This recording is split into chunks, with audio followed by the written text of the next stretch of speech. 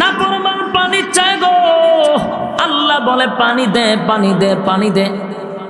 ইল্লা হামিমান ওয়া গাসসাকা, এমন একটা পানি দেওয়া হবে জাহান্নামের ভিতরে রক্ত আর পুঁজ আর বিষাক্ত পানি জাহান্নামের কিনারায় জমা হয়ে আছে। জাহান্নামের আগুনে টক বক করে এগুলো ফুটতেছিল। এমন বিষাক্ত পানি আল্লাহ জাহান্নামীদেরকে পান করার জন্য দিবে। জাহান্নামীরা পানিটা একবারও দেখবে না গরম না ঠান্ডা, এমন পানি পাইছে হাজার হাজার বছরের পিপাসা, পানিটা পান করে ফেলবে। যেই মাত্র পানি পান করবে গলার থেকে পেটের নারী বুড়ি যা আছে সব বলি গলে গলে গলে গলে পায়খানার রাস্তায় বাহির হয়ে যাবে। আল্লাহ গুলি চিৎকার দিয়া বলবেন মালিক এমন পানি তো আপনার কাছে আমরা চাই নাই। আল্লাহ এমন পানি দিলেন গো, যেই পানি পান করার পরে আল্লাহ ভিতরের নারী বুড়ি পর্যন্ত বাহির হয়ে গেল। আল্লাহ তখন জবাব দেয়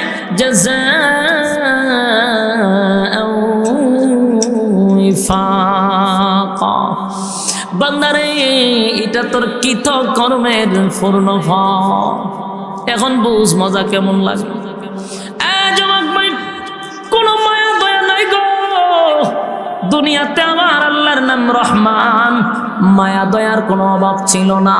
মায়া দয়া পাইয়া আল্লাহর দেওয়া নিয়ামত খাইয়া জীবনটা বড় আল্লাহর নাফরমানি করলাম, মালিকের নাফরমানির মধ্যে জিন্দেগি কাটায়া দিলাম। এরপর মালিকের শুকরিয়া আদায় করলো না। আল্লাহ বলেন বান্দারে দুনিয়ায় তোরে গরমের সময় ঠান্ডা পানির ব্যবস্থা করে দিছি, শীতের সময় আমি গরম পানির ব্যবস্থা করে দিছি। মাছ যেইভাবে পানির নিচে ডুবন্ত আমি আল্লাহ তোরে নিয়ামত দিয়া ডুবায়া রাখছি। যেরকম ঠিক আমার গোলামি করলি না, আমার কথা শুনলি না, মন গড়া জিন্দেগি চালাইলি। আল্লাহ বলেন আজকে বুঝ কেমন মজা লাগে। দুনিয়াতে তো আমার দয়া মায়া কম্পাস নাই। আজকে আমি আল্লাহ নাফরমানদের জন্য কোনো দয়া মায়া নাই। কাহার রূপ ধারণ করবে? কোনো দয়া মায়া নাই। আদম আলাইহিস সালাতু ওয়াস সালাম ঈসা রূহুল্লাহ পর্যন্ত সেদিন আমার মালিকের হুঙ্কার শুনে কথা বলার সাহস তো পাবে না। কি না বুঝলেন? নবীরা সাহস পাইব, আমরা হিসাবে ভাইবনি। নবীর এই কথা বলার সাহস পাবে না, থর থর করে কাঁপতে থাকবে, কেউ কথা বলতে পারবে না। আমার নবী ছাড়া কেউ কথা বলার সাহস তো পাবে না। সেদিন আমার আল্লাহ বিচারক হবে, মালিক ইয়াউমিদ্দিন। কঠিন বিচার করবেন আল্লাহ, ইনসাফের বিচার। কিসের বিচার? ইনসাফের বিচার করবে, কোনো বেইনসাফি বিচার করবে না। এখন যুবক ভাইরা আমার, সিদ্ধান্ত আপনার। জাহান্নামে কি এক নাম্বার কারণে যাবেন? নামাজের ব্যাপারে খুব গুরুত্ব দেওয়া দরকার। নামাজের ব্যাপারে গুরুত্ব দেওয়া। জাহান্নামে যাওয়ার প্রথম যে কারণটা, জাহান্নামে যাওয়ার প্রথম যে কারণ, এটা হলো নামাজ। আমার কথা কি বুঝতেছেন? জাহান্নামে যাওয়ার প্রথম কারণ কি? ফি জান্নাতি ইয়াতাসাআলুন আনিল মুজরিমিনা মা সালাকাকুম ফি সাকার। ফি জান্নাতি ইয়াতাসাআলুন আনিল মুজরিমিনা মা সালাকাকুম ফি সাকার। জান্নাতি আর জাহান্নামীর সাথে যখন আল্লাহ একটা দেখা সাক্ষাৎ করাইব, তখন জান্নাতীরা কিন্তু জাহান্নামীরা জিজ্ঞাসা করবে, বলে রে বাউনবের শহর তোর সাথে একই সাথে ব্যবসা বাণিজ্য করছে, আমি দি জান্নাত আইলাম সুখ শান্তিতে, তাইতে তুই কেন জলস পেটে? একসাথে না ব্যবসা করছি, আমি সুখ শান্তিতে আছি, তুই জাহান্নামের আগুনে জলস কেন? জাহান্নামীরা বলবো যে কেন আইছি? এর প্রথম কারণ হলো قالوا لم نك من المصلين। জাহান্নামীরা বলবে জাহান্নামে আসার এক নাম্বার কারণ হলো দুনিয়ার জমিনে তুই মুসল্লি ছিলি, আমি মুসল্লি ছিলাম না। মুসল্লি মানে কি? নামাজি। দুনিয়ার জমিনে তুমি মুসল্লি ছিলা, আমি মুসল্লি ছিলাম না, এই কারণে জাহান্নামে আসছি। এখান থেকে স্পষ্ট বোঝা গেল জাহান্নামে যাওয়ার 1 নাম্বার কারণ হলো নামাজ, নামাজ, নামাজ। কথা কয় না? যুবক ভাইরা আমার, অনেক মানুষ, অনেক যুবকরা এখানেও আছে, বছরে মাত্র 2 বার নামাজ পড়ে। বাস্তব না বাস্তব? 2 দাইলে নামাজ পড়ে। আবার অনেক মুসল্লি আছে সবে বরাত, সবে কদর এই মাসগুলোর মধ্যে দৌড়ায় মসজিদে জায়গা হয় না। আবার অনেক মুসল্লি আছে শুধু সাপ্তাহিক মুসল্লি, জুমার দিন জুমা পড়ে। কথা হয় না? দিন সবে মেরাজের দিন, সবে বরাতের দিন মসজিদের ঠেললেও ঢুকন জানা আসেনি। বাস্তব এদিন দেখবেন কত কোয়ালিটির নামাজ। সব বরাতের সময় একবার আমার মসজিদে আমি নামাজ পড়ে আসারের খাইয়াটে আমি ঘুমাই গেছি। ঘুমতে উঠছি 3টার সময়, উঠতে গেছি উজু করতাম দিয়ে। এক মুসল্লি আমার হুজুর কই আসতেন আপনি? ঘুমাই আসলাম। আমারে কয় আজকে কি ঘুমাইবার রাত? আমি তো কিতা করতাম এই কারণে অল্প বয়সের ফুল এখন মসজিদে জাগাতে অনেক ওমা আমারও দিক এখন যাইরা লাগবে। আমি চিন্তা করলাম আমি যখন কথা কই আরো 2-1টা মুসল্লির সাথে অ্যাডজাস্ট হইব, আমি চুপ করে বাথরুমের ভিতরে ঢুকেছি।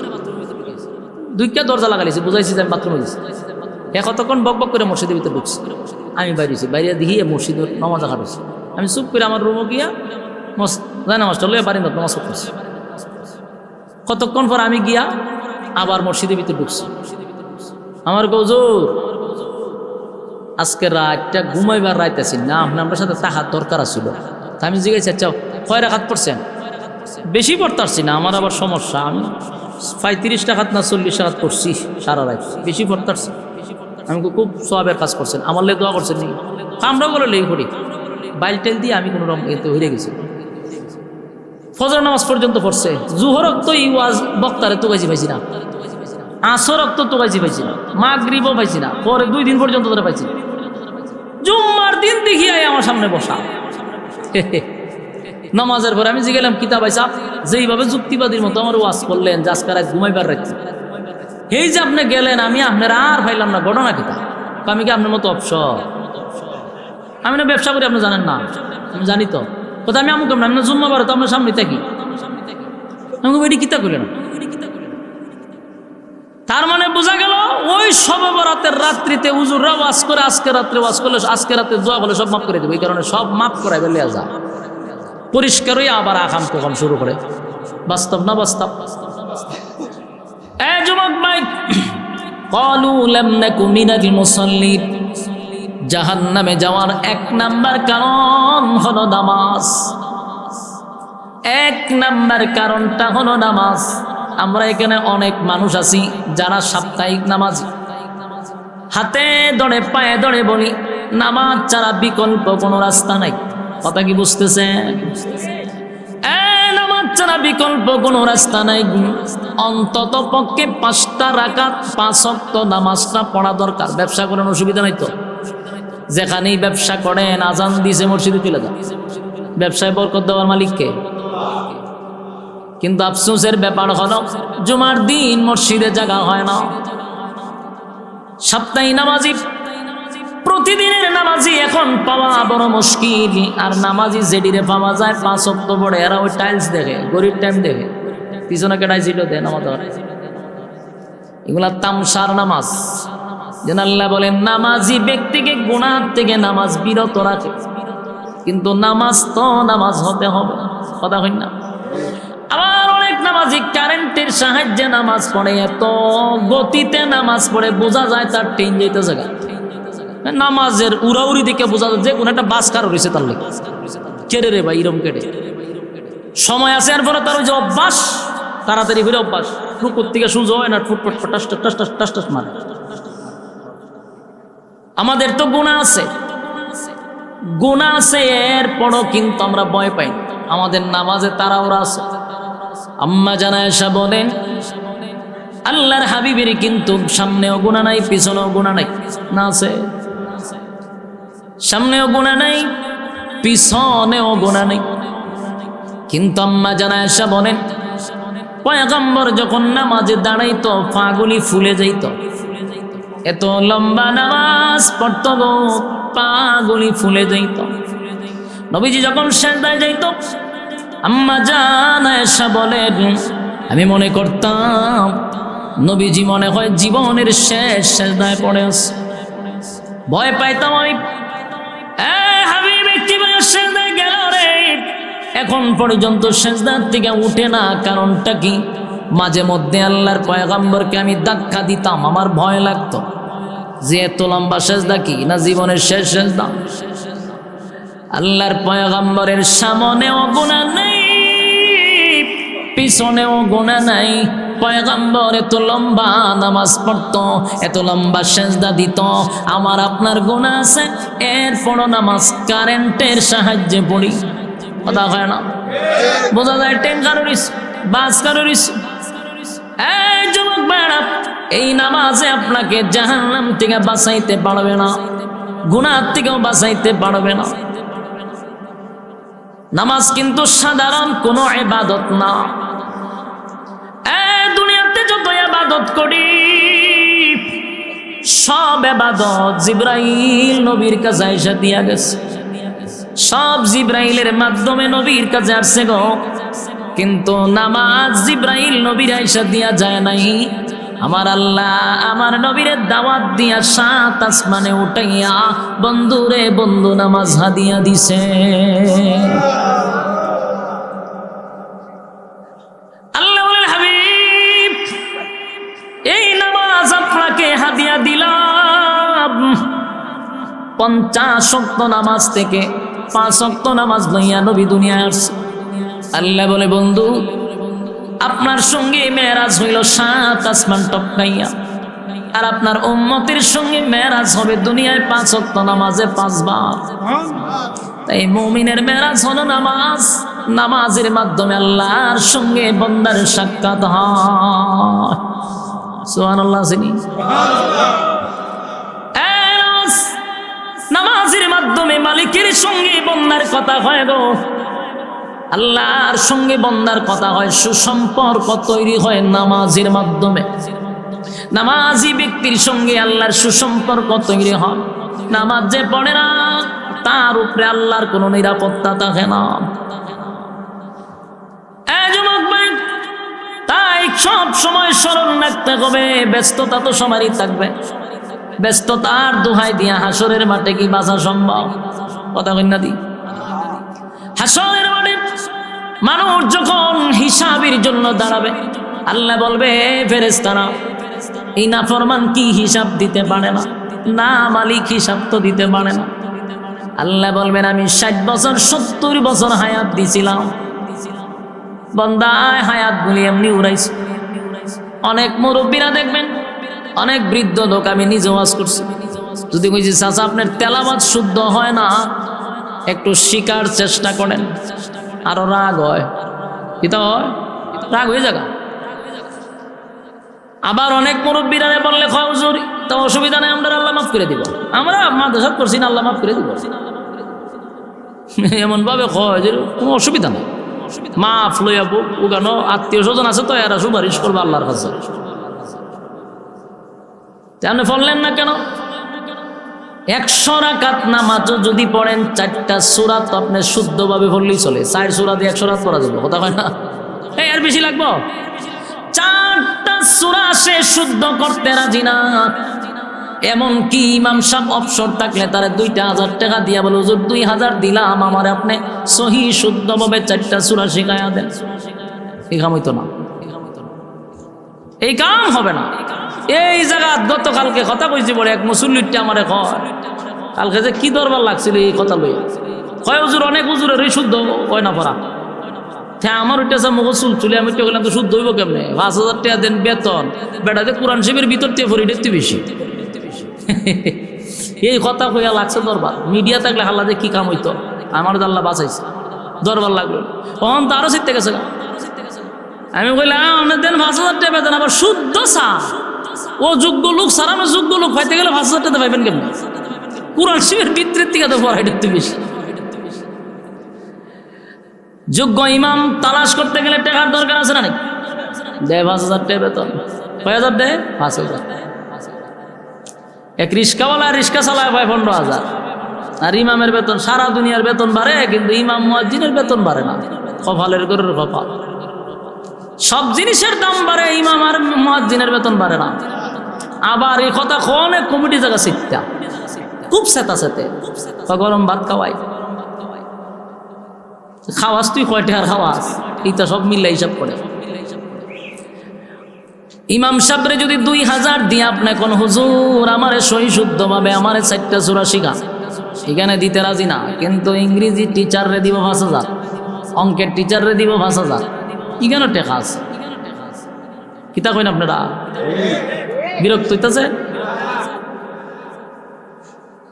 নামাজ ভঙ্গের কারণ যদি হয় পর সর্বপ্রথম নামাজে অশুদ্ধ পড়া, তাহলে আপনার আলহামদুলিল্লাহ কইতি নামাজ শেষ। হ্যাঁ, এই জায়গাতেই নামাজ শেষ। যুবক ভাইরা আমার,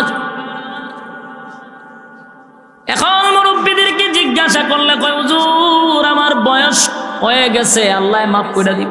হাসরের মাঠে আমার মালিক জিজ্ঞাসা করবে, বান্দারে আমি তো তোরে 60 থেকে 70 বছর হায়াত দিছিলাম, দিছিনি 60 বছর হায়াত দিছিলাম, শিখলি না কেন?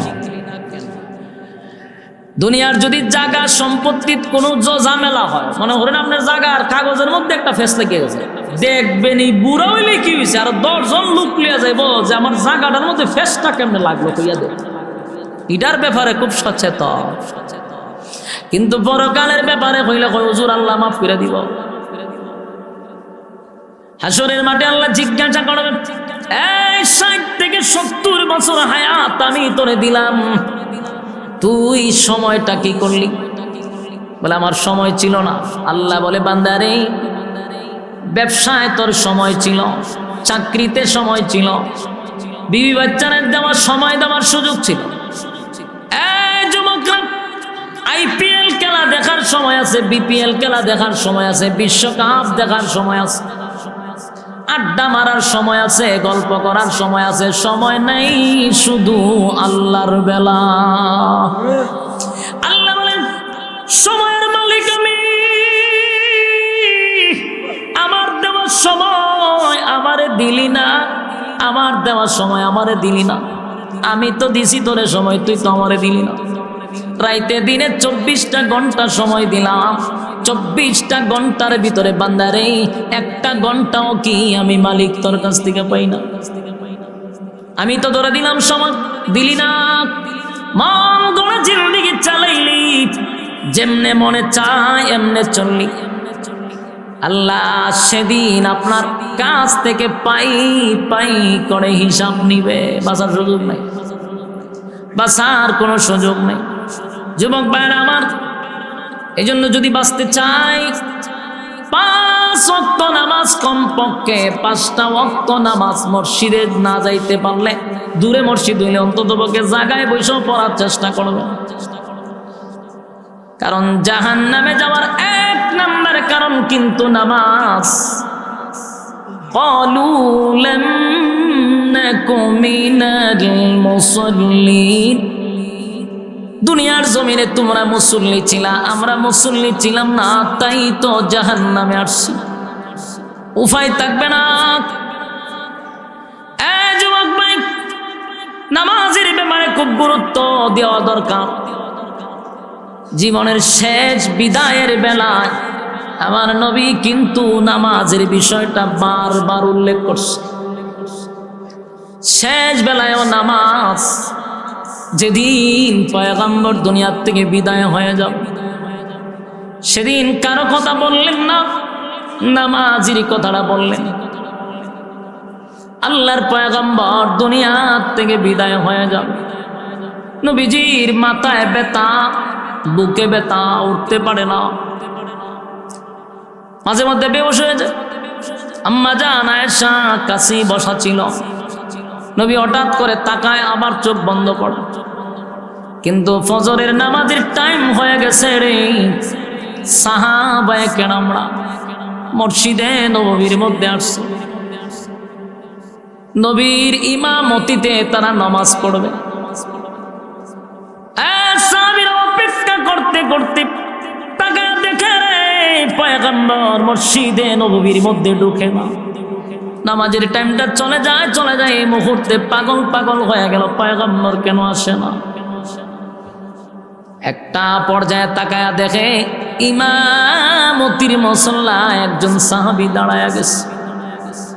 সাহাবীরা অবাক হয়ে গেল, কান্নার রোল পড়ে গেল।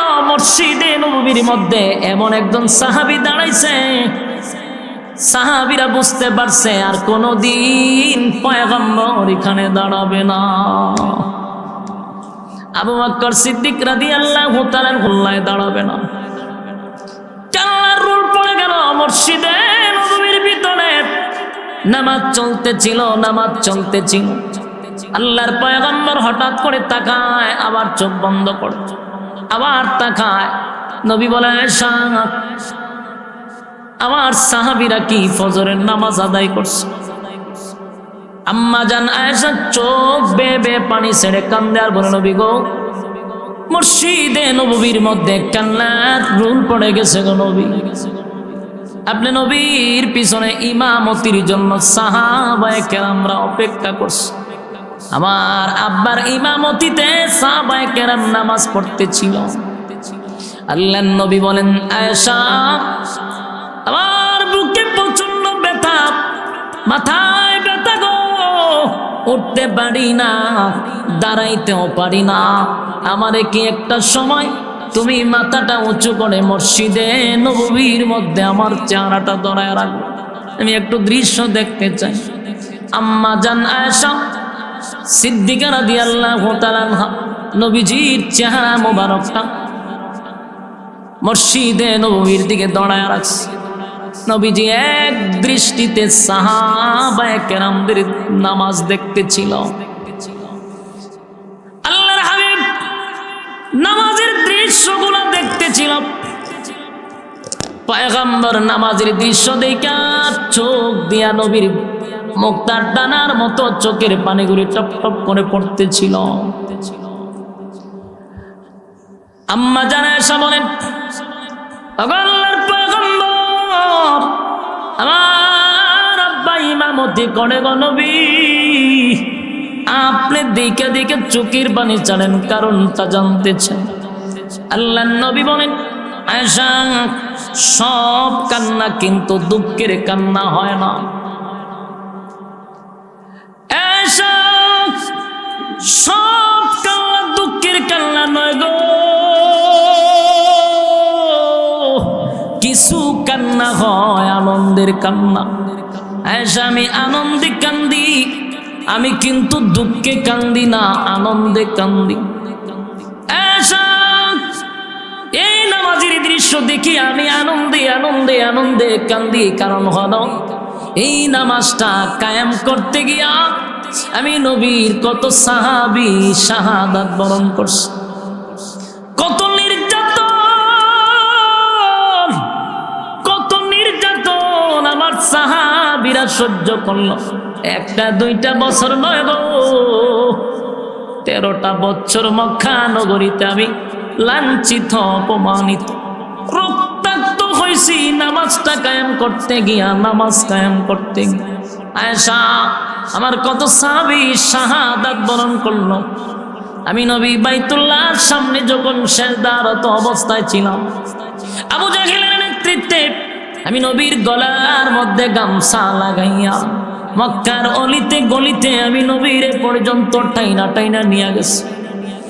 আমি কেন সিজদায় গেলাম, শুধু তাই নয়, আমি নবী যখন সিজদায় গেছি, আবু জাহিল্লা তার চালাফেলার নিয়া উটের নারী বুড়ি আমি নবীর পিঠের উপরে রাইখা দিছে। উটের নারী বুড়ির ওজনে আমি উঠতে পারি না সিজদার থেকে, চেহারা আমার লাল হয়ে গেছে।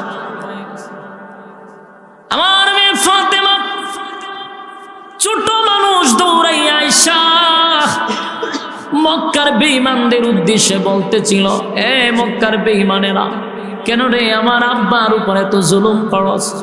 আমার বাবা মক্কা নগরীতে কারো দিকে কোনোদিন ধমক দেয় নাই, চোখ রাঙ্গায় তাকায় নাই, কিন্তু আমার বাবার উপরে এত নির্যাতন কেন?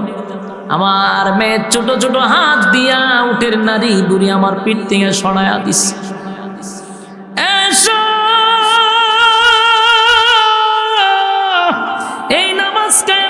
গিয়া কত নির্যাতন আমি নবী সহ্য করলাম, আমার সাহাবীরা সহ্য করলাম। আজকে আমার বিদায়ের বেলা আমি এই নামাজের দৃশ্য দেখে আমার আনন্দ আমি কোথায় রাখবো? এত আনন্দ আমি নাই, কিন্তু আমার সাহাবীরা আমার অনুপস্থিতিতে সুন্দর একটা জামাতের আয়োজন করছে। এটা যে আমার এক আনন্দ, আনন্দের কারণে আমি নবী কান্দি গো। এই আনন্দ আমি কোথায় রাখবো? আল্লাহর হাবিব চোখের পানিগুলো ছেড়ে দিয়া কান্দে।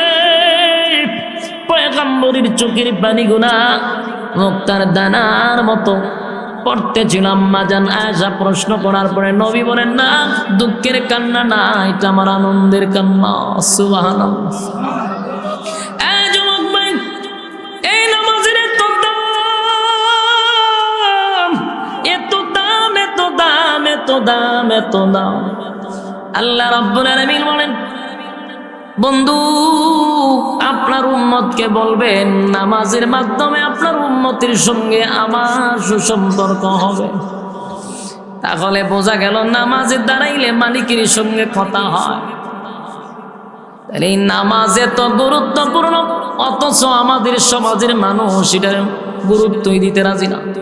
জিগাইলে হয় লোকটা খুব দানবীর, হুজুর এলাকার মধ্যে তার জনপ্রিয়তা আছে, কিন্তু একটা ওয়াক্ত নামাজ পড়ে না। মানুষ তার চরিত্রের সার্টিফিকেট দেয় ফুলের মতো পবিত্র।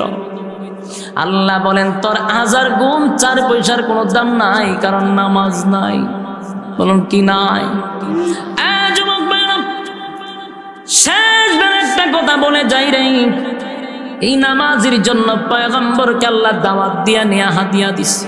নামাজটা এমনি এমনি আসে নাই, আল্লাহ নিজের হাতে বন্ধু হাদিয়া দিছে।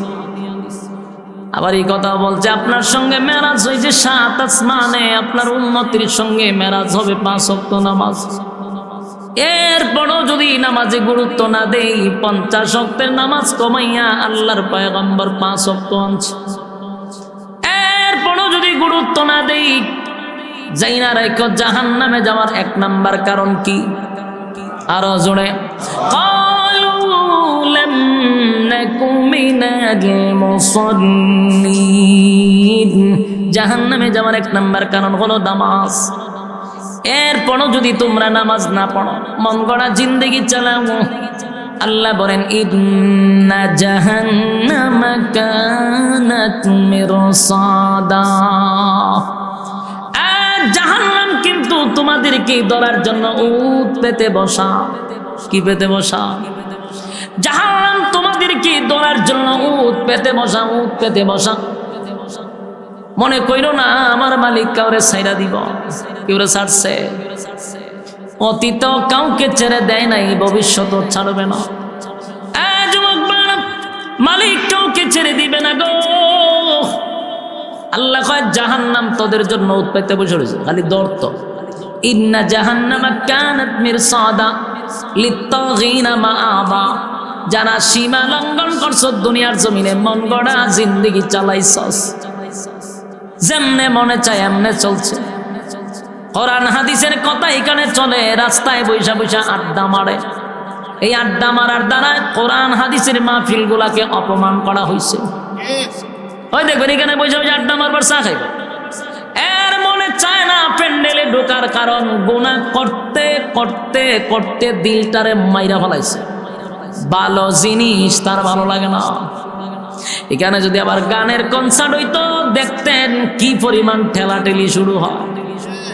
কারণ গুনাহ করতে করতে তার গুনাহের প্রতিযোগিতা করতে মন চায়, নেকির প্রতিযোগিতায় তার মন চায় না। যুবক ভাই, কিয়ামতের ময়দানে আল্লাহর সামনে দাঁড়ায়া কিন্তু হিসাবটা দিতে হবে।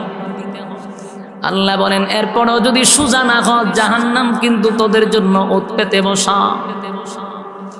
লিত্তাগিনা মাআবা, সীমা লঙ্ঘনকারী। সীমা লঙ্ঘন করছে কারা? যারা দুনিয়াতে আল্লাহর হুকুম আর রাসূলের তরিকা মানে নাই, তারাই তো সীমা লঙ্ঘন করছে। লাবিসিনা ফিহা আহকাবা, যুগের পর যুগ সেখানে তোরা অবস্থান করবি। দুনিয়াতে মুসিবতে পড়লে ব্যারিস্টার দইরা টাকা পয়সা দিয়া ছোট ভাই বড় ভাই আছে, এদেরকে দিয়া কোন রকম জামিন পাওয়া যায়। জাহান্নামের ভিতরে যদি একবার ঢোকা যায় রে, লাবিসিনা ফিহা আহকাবা, যুগের পর যুগ সেখানে অবস্থান করবি, সুযোগ নাই বাইর হওয়ার। সাইজ করে ছেড়ে দিবি।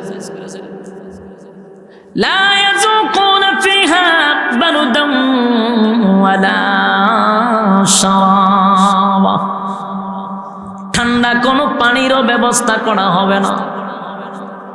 জাহান্নামের আগুনে কলিজাটা পুড়ে যাবে রে, পানির জন্য চিৎকার করবে, আল্লাহ পানি দেন পানি দেন, কিন্তু আল্লাহ জবাব দিবে না।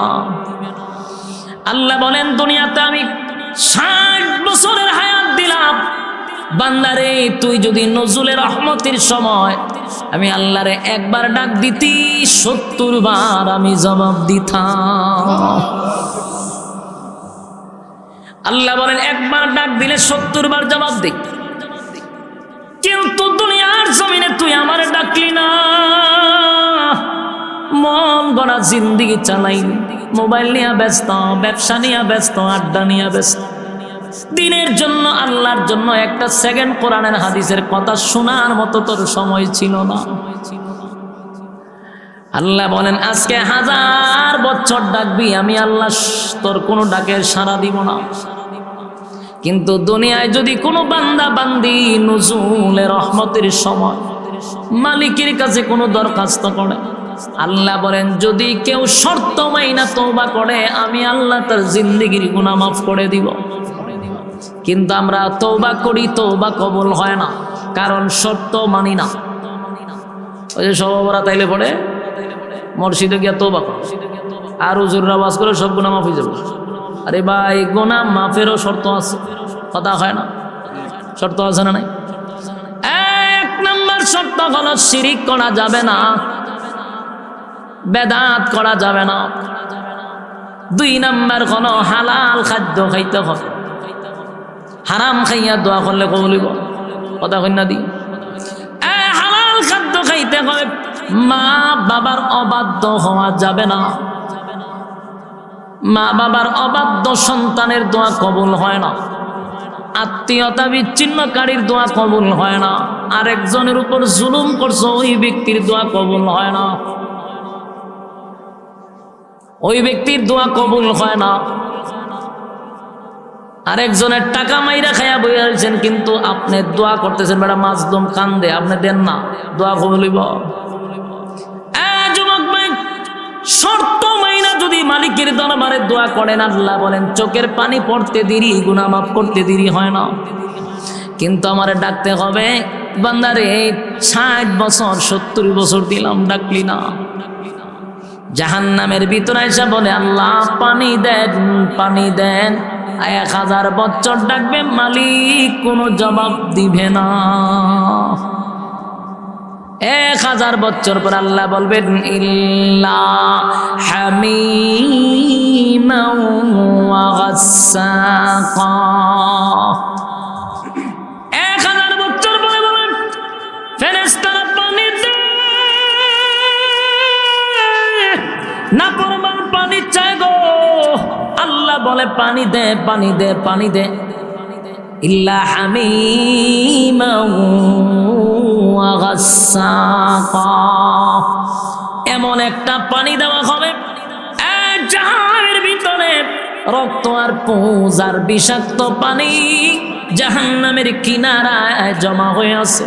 জাহান্নামের আগুনে টক বক করে এগুলো ফুটতেছিল, এমন বিষাক্ত পানি আল্লাহ জাহান্নামীদেরকে পান করার জন্য দিবে। জাহান্নামীরা পানিটা একবারও দেখবে না গরম না ঠান্ডা, এমন পানি পাইছে 1000 বছরের পিপাসা, পানিটা পান করে ফেলবে। যেই মাত্র পানি পান করবে, গলার থেকে পেটের নারী বুড়ি যা আছে সব বলি গলে গলে গলে গলে পায়খানার রাস্তায় বাহির হয়ে যাবে। আল্লাহ গুলি চিৎকার দিয়া বলবে মালিক,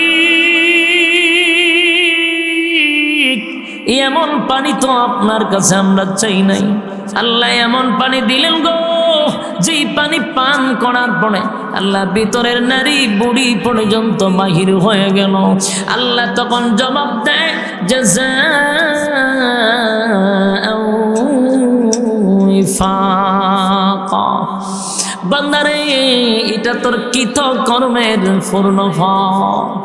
এখন বুঝ মজা কেমন লাগে। যুবক ভাই, কোন মায়া দয়া নাই গো দুনিয়াতে। আমার আল্লাহর নাম রহমান, মায়া দয়ার কোনো অভাব ছিল না।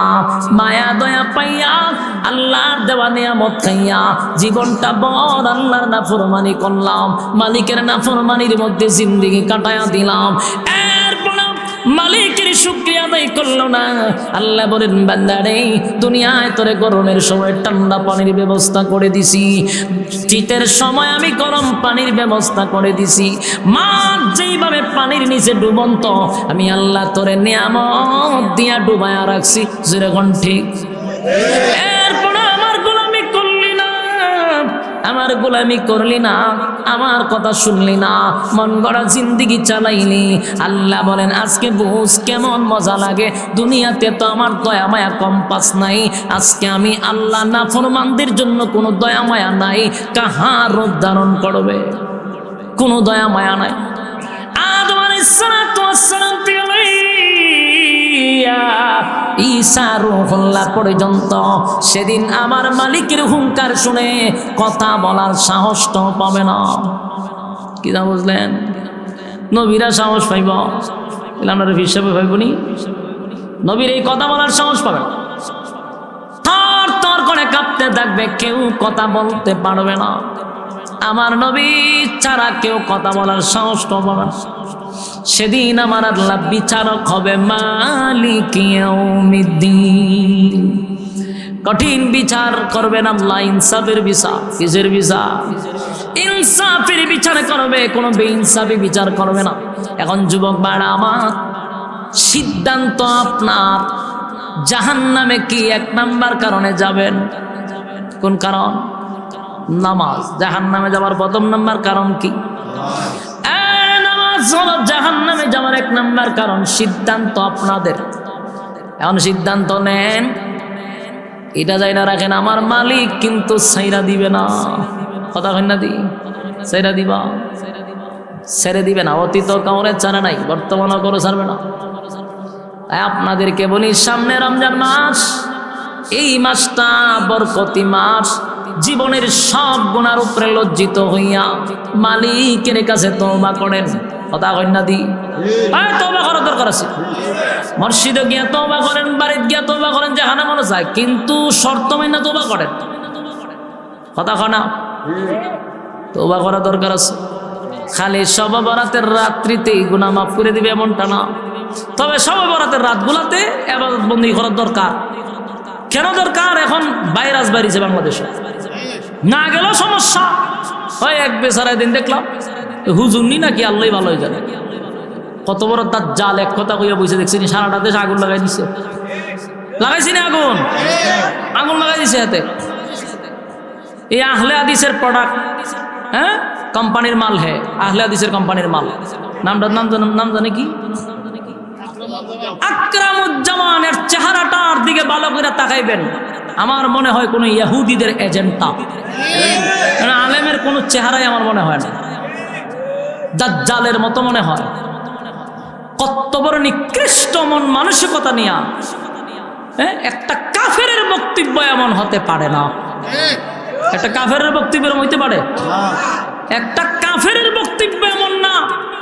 সে মাথায় টুপি, মুখে দাড়ি নিয়ে যেই নিকৃষ্ট ভাষায় কথাটা বলছে, 18 কোটি মুসলমানের কলিজায় সে আঘাত দিচ্ছে। আমি মনে করি বাংলাদেশ যদি ইসলামিক রাষ্ট্র হতো, আল্লাহর কসম বাইতুল মুকাররমের সামনে তার পাশের কাছে ঝুলানো হতো, আর না হয় আধা ঘন্টা হলে জুতাটা বাইরে নিত। কথা কন্যা দি, চিন্তা করেন, শবে বরাতের রাত্রি মসজিদে যাওয়া আর বেশ্যাখানা যাওয়া বলে সমাজ না। সারা বাংলাদেশের মানুষ কেন এখন আন্দোলন করতেছে না? কেন তার ব্যাপারে কোন পদক্ষেপ নিতেছে না? নেওয়া দরকার তো। আমরা যদি তাদেরকে ছাড় দেই, এদের কোম্পানির মালগুলা কিন্তু খুব মারাত্মক। যে কোনো সময় বামার ঢুকাই দেয়, কথা হয় না দেখি, যে কোনো সময় বামাতে একটা ঢুকাই দিয়ে বইতে রাতকে কথা কয়। আমার সন্দেহ লাগে 100% এটা বাস্তব, এরা কোনো এজেন্টটা কিনা, একটা লক্ষণ ভালো না, কথাবার্তা বেশি একটা সুবিধার না, এটার ব্যাপারে পদক্ষেপ নেওয়া দরকার। আমরা আর শুনছি তাহিরি সাহেব মামলা দিব না, এটা তো খুশির ব্যাপার। আপনারা দিন না এবার কইছে মামলা দিব, আমি খুব সাপোর্ট দিছি, যদি আপনারও দরকার লাগে কোন আমরাও যাব, মামলা সামলা দেওয়া দরকার, প্রত্যেক জেলায় থানার থেকে নামে মামলা দেওয়া দরকার। মানুষের কলিজায় আঘাত দিয়ে বইছে, আল্লাহর ঘর মসজিদের সঙ্গে এত বড় একটা কুরুচিপূর্ণ কথা মাইনা নিবেন আপনারা? যেখানে পাওয়া হবে সেখানে পিটানো হবে, এদেরকে ছাড় দিলে সমস্যা। তাই রাত্রিগুলোতে যাবেন, সবে কদরে যাবেন, আপনারা সবে বরাতেও যাবেন। মসজিদগুলো ইবাদতের জায়গা, ইবাদত করার জন্যই আল্লাহ দিছে। মসজিদ কিসের জায়গা? ইবাদতের জায়গা, ইবাদত করতে যাবেন। এই সমস্ত দালাল মালালদের কথায় কান দিবেন না। মসজিদ আল্লাহর ঘর, এটা ইবাদত খানা, ইবাদত করবেন। ওই মসজিদে যেমন বলে নাই, এই সমস্ত ফিতনাবাজদের কবল থেকে আল্লাহ আমাদেরকে হেফাজত করুক, আমিন। সম্মানিত শুধু আমার কথা কয়েকটা আয়াতে কারিমা, 3টা পড়ছি, 3টার কথা আপনাদের সামনে বলছি। 1 নম্বর আয়াত হলো ইন্নাস সালাতা তানহা আনিল ফাহশাই ওয়াল মুনকার, নামাজ মানুষকে গুনার কাজ থেকে বিরত রাখে। এই প্রসঙ্গে আলোচনা হয়েছে। ক্বালু লাম নাকু মিনাল মুসাল্লিন, 2 নম্বর আয়াত হলো জাহান্নামে যাওয়ার 1 নম্বর কারণ হলো নামাজ, এটারও আলোচনা হয়েছে। ইন্না জাহান্নামা কানাত মিরসাদা, জাহান্নাম তোমাদের জন্য উট পেতে বসা, এটার আলোচনা হয়েছে। তাহলে 3 আয়াতের 3টা আলোচনা আপনাদের সামনে একত্রিত করে করলাম। যতটুক বলছি, যতটুক শুনছি, আল্লাহ বুঝার মানার তৌফিক দান করুক, আমিন। আমি অসুস্থ মানুষ।